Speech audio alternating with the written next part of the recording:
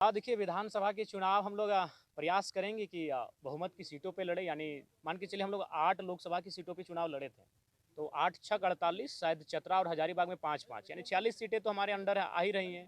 तो उन 46 सीटों पे तो लड़ना ही है। उसके बाद हम लोग जमशेदपुर में प्रत्याशी नहीं दिए थे, खूंटी पे नहीं दिए थे, गोड्डा में नहीं दिए थे। तो हमें लगता है इन 3 लोकसभा में भी हम लोग जाएँगे, वहाँ हमारे वोटर्स हैं, वहाँ हमारे कार्यकर्ता हैं। तो हमें लगता है कि 55 के आसपास विधानसभा सीटों पर हम लोग चुनाव लड़ते हुए दिखेंगे।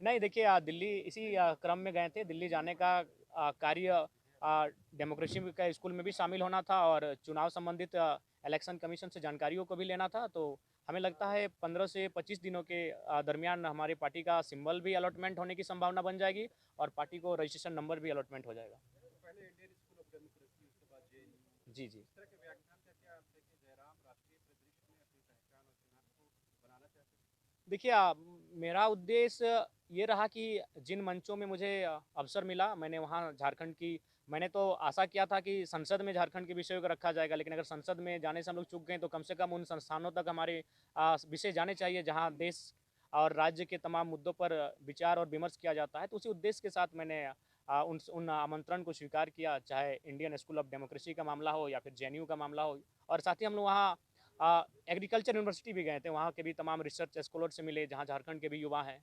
तो वहाँ जाने का उद्देश्य यही था कि हम झारखंड के विषयों को उनसे साझा कर सकें और उन विषयों पर निदान कैसे हो, आने वाले विधानसभा चुनाव में हमारी स्टडी क्या हो, उन विषयों पर बात करने के लिए।